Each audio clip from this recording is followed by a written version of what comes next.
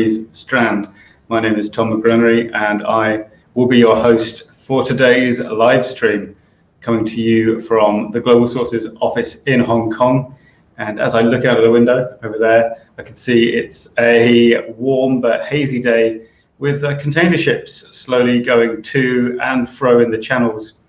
And indeed, that is our topic today, shipping, which surprisingly, we didn't know it would turn out this way when we planned all of this. But in fact, shipping and logistics is very much in the public eye right now. As I speak to you, I believe the Ever Given container ship has been refloated in the Suez Canal, where it's been diagonally blocking traffic for almost a week. And a lot of ships backed up on either side there, and logistics people having to take the decision whether to wait it out or take the 3 to 4 week journey around the bottom end of Africa to get their goods on the way. So it's, you couldn't ask for a better example of a shipping choke point if you wanted one.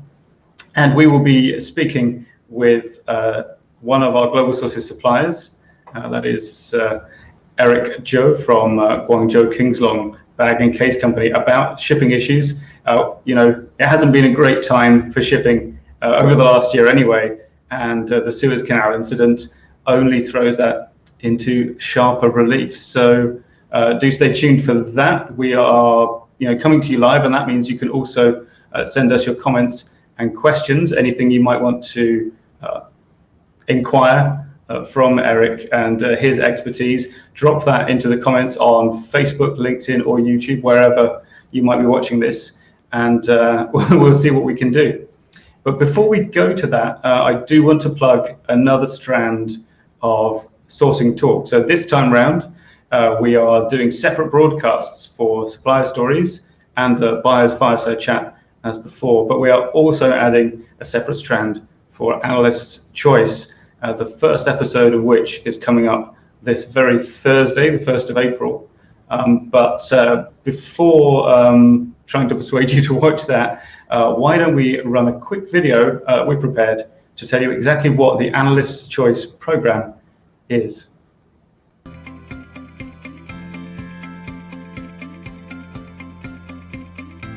An Analyst's Choice product is like a remarkable product personally picked out by analysts like myself based on that product's specifications or based on the latest trends. You pick the ones that are new, that are stand out, that are innovative. Think of it like a seal of approval. So you'll know immediately that the products are cool, new, and innovative when you see the AC logo on the product. You can find it in some product profiles in global sources, and of course in Analyst's Choice articles. We're looking for newness and uniqueness. And we also take into consideration if the product is related to the current lifestyle, Or those that come from emerging categories or trends. and if the product is sustainable, if they're eco-friendly. High demand product categories, or things that are trending or about to be. Number one, we have domain knowledge. So the industries we cover, we know all about them. They know the products even before they are released in the market. So in so doing, we also provide information by that that buyers can benefit from. And help buyers identify the most important products in their industry. Because we're always asked to write about the latest and best and most innovative products every week. So our brains are always refreshed as to what is hot, what is new, what is trending.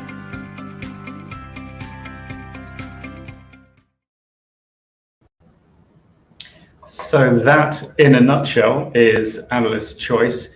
And if you would like to get insights on a live video basis from our analysts, you can do that by tuning into whichever channel you are watching this on right now on Thursday, the 1st of April. I will not attempt to give you a time for that because it will vary depending on where you are, but essentially, sign up for notifications and check out our upcoming videos. You will find that out. The host this first time round is Arvido Kuba, who you will have seen in that video just there.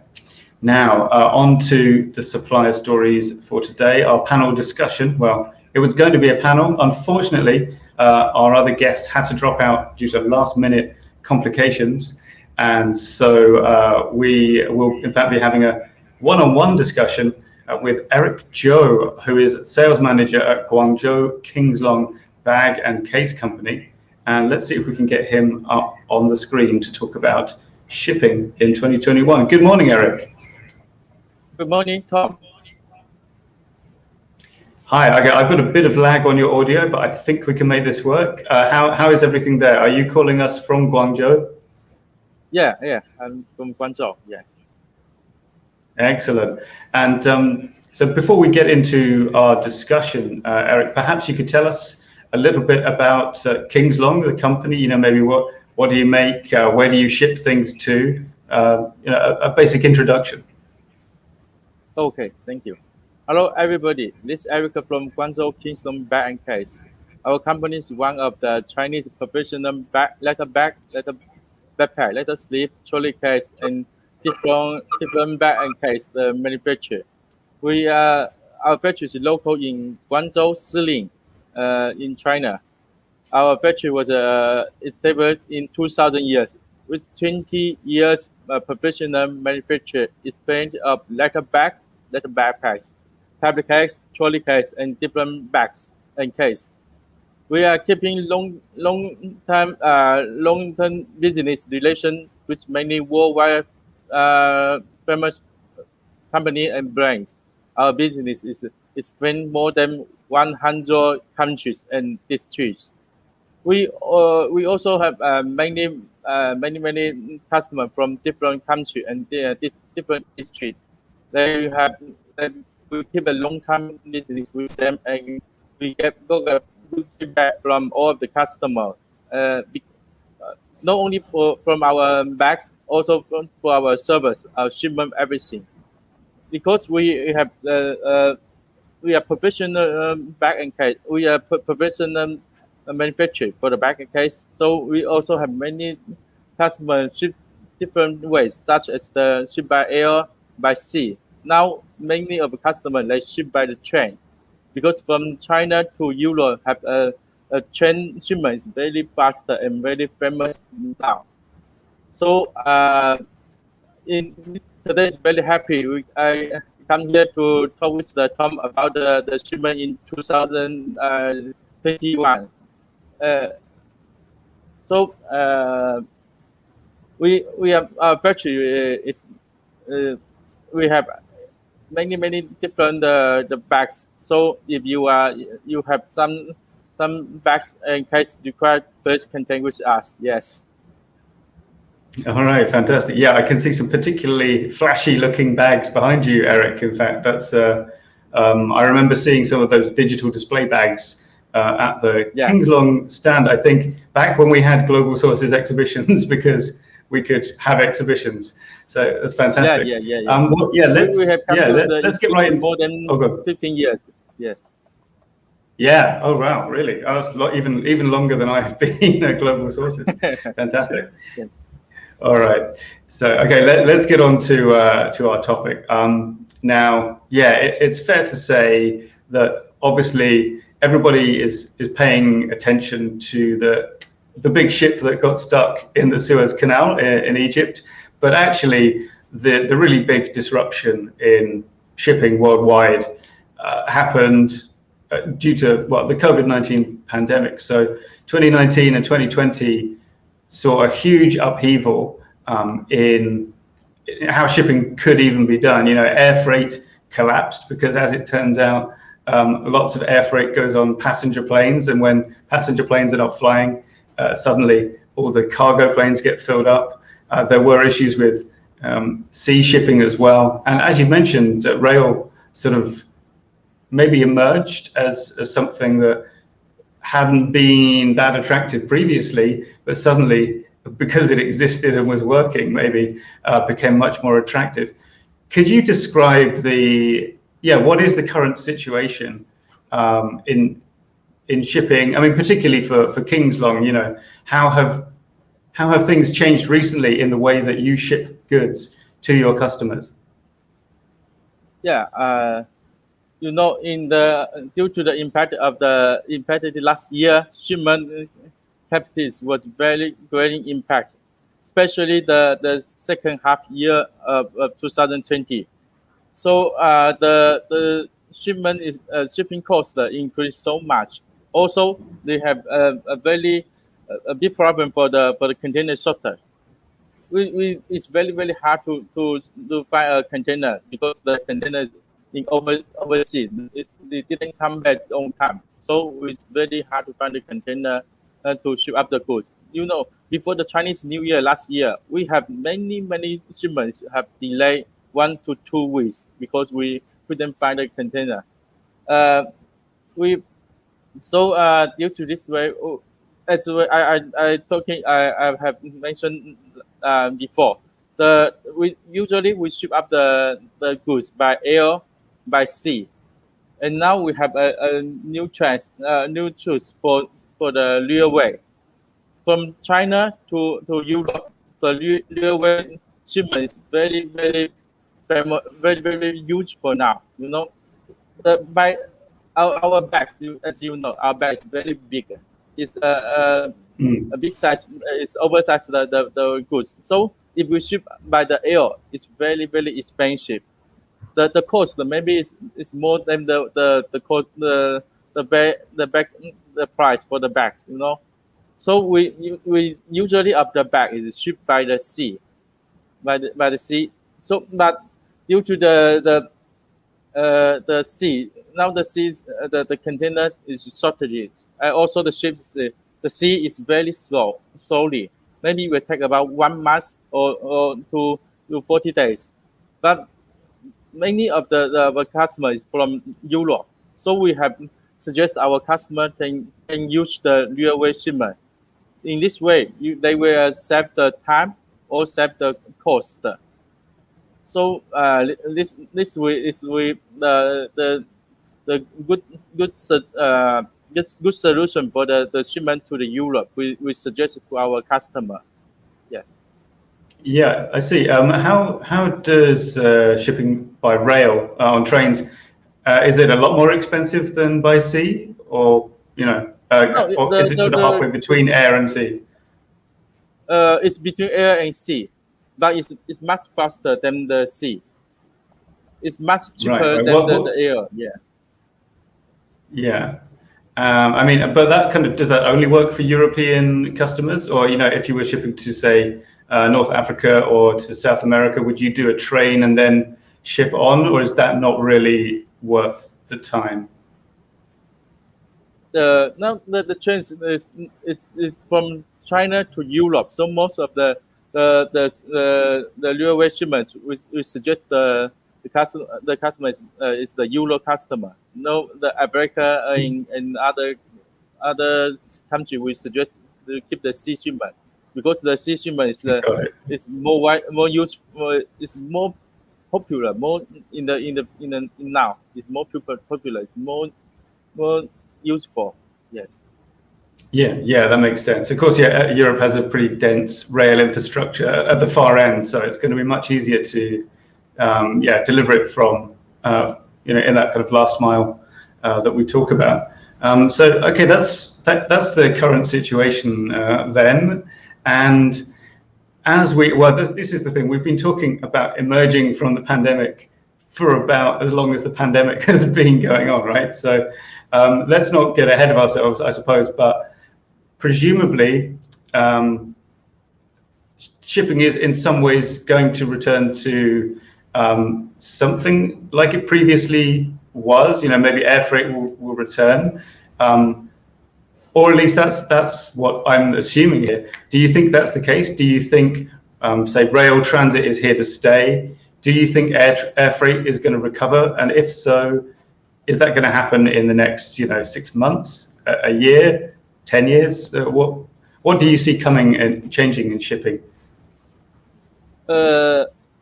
I think that the shipment will have a big change in the future, because now most of because most of the customers from Europe and USA in the North America, So we usually ship by sea, by air, and now some of the goods were shipped by the train. But there also is a big market of Africa and the South America is a big market for the they have a huge they have a huge require for the bags, everything they have, but the shipment is a big problem. they they didn't have most of the customers from America and South America and Africa. They couldn't to buy, the quantity. They're asking maybe a small quantity, but if a small quantity you ship up to the Africa and South America is a huge cost. So many of the forwarder they think how to solve this problem. So they have to have a warehouse in the Africa and Africa. They open the company and to keep a big warehouse to have the customer and have the forwarder to uh, to ship up the goods and keep the goods in their warehouse and to ship to different country. In this way, many customers from Africa and South America they have a chance to have small order and to got the goods which low shipping cost. Yes. Yeah, that's a great recommendation. I mean, my next question on the list is, what should buyers be on the lookout for? So I guess one thing to look out for is this kind of way to consolidate your orders with other buyers in your region, I suppose.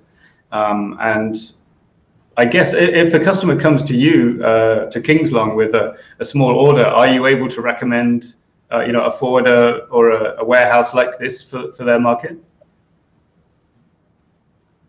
Yeah, because we have many customers. They are asking the small order now. More and more the customers are asking the small, such as 300 piece, 500 piece.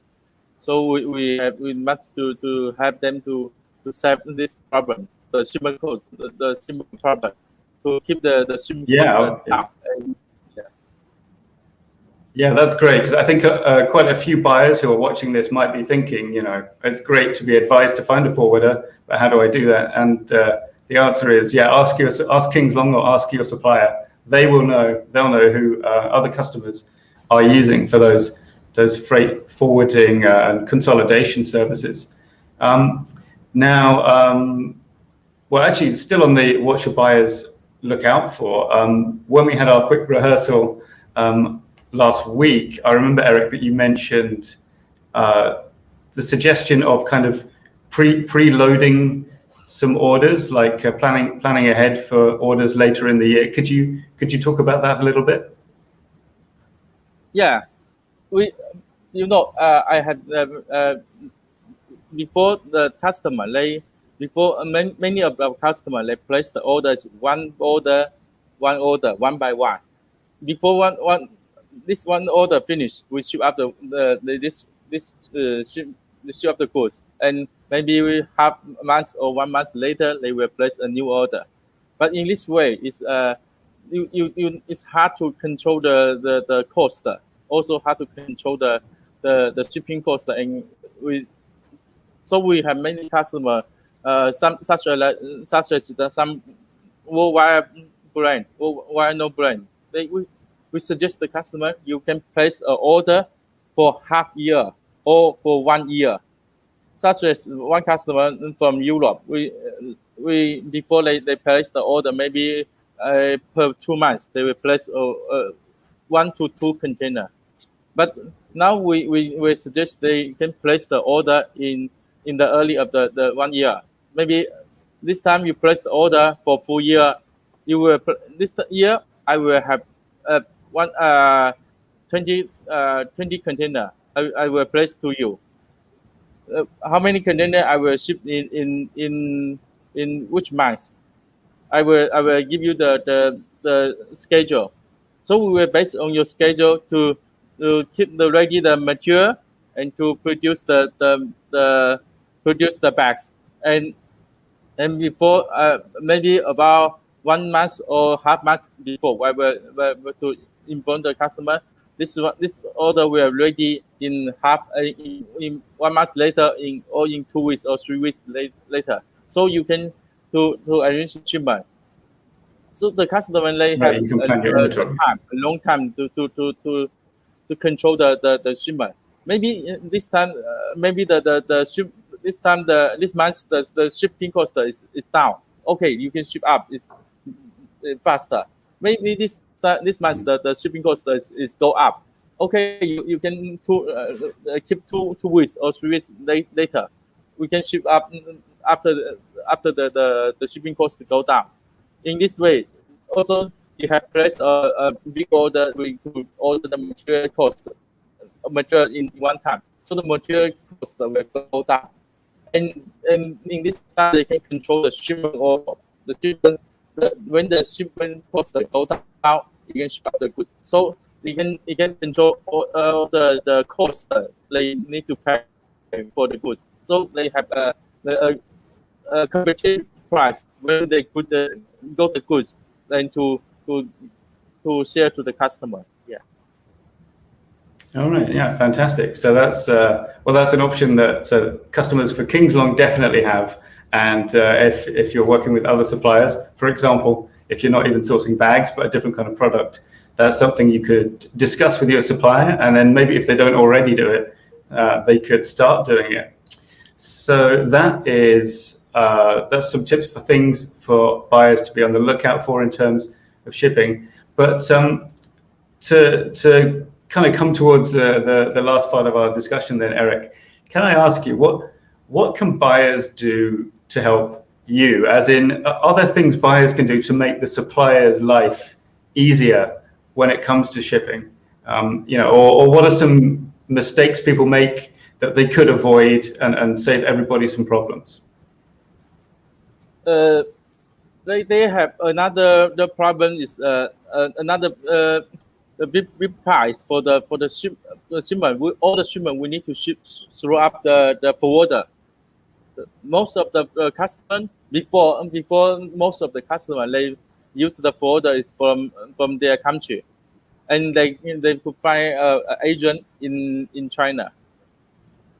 But as you know, in China, if you use the Chinese forwarder, because you know that the Chinese forwarder also is very, very professional. They will know the require of the supply and the customer. So we suggest many customers they can to try to use the Chinese forwarder. The Chinese forwarder they will also can find a good agent in the customer in the country of the customer. But in Chinese forwarder they will know where they can do very well to keep the cost down. In Chinese they can thinking many ways to keep save the cost. They can help the factory and the customer how to save the cost. So we suggest the customer they can try to use some Chinese forwarder. They will help you to control the goods. It's very easy to find a big warehouse in China to keep the goods and to put together. It's also good for the small order customer. They can to find in the one country, they can in one city or something to find a different customer the goods to ship up together in a container to save the cost. Also, they mainly the forwarder in the overseas they have office something to have the customer to ship up to deliver the goods by deliver the goods one by one. So we suggest the customer they can try to use the Chinese forwarder. It's really they can have you to save a big cost for the shipment. Yeah, sure. That of course makes sense. Bit of the local expertise. So start that process from near the factory and bring it outwards towards the destination instead of the other way around. So okay, yeah, brilliant.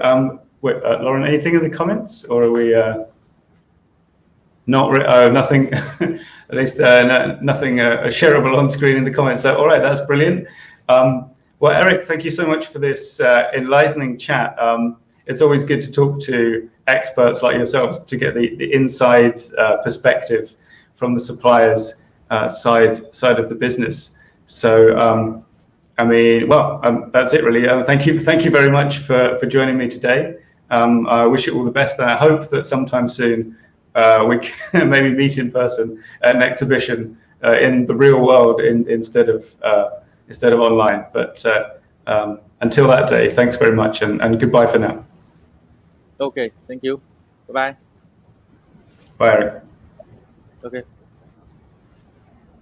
So that was Eric Zhou of Guangzhou Kingslong Bag and Case Company. If you would like to get in touch with him, or indeed probably more likely one of his colleagues, you can use the links below this video wherever you are watching it click on the one that's for Kingslong. It will take you to globalsources.com, where you'll find their supplier profile page and a whole catalog of the products they make, and you can contact them directly through the website there, or indeed just go to globalsources.com and search for them there. I will be back next week with another episode of Supplier Stories at the same time. That's 10 a.m. on Tuesdays in Hong Kong, and I don't know, time zones are changing right now around the world, but you'll figure it out. And of course, do not forget this Thursday, the 1st of April, it's no April Fool's joke. It is in fact the very first Analyst Choice live stream hosted by Arvi de Cuba. So please tune in for that. And she will be speaking to Isa Rodriguez about the latest trends in mobile electronics tech, as well as taking you through some of the most in-demand products in that market. So all it remains then for me to say is goodbye and thanks for watching.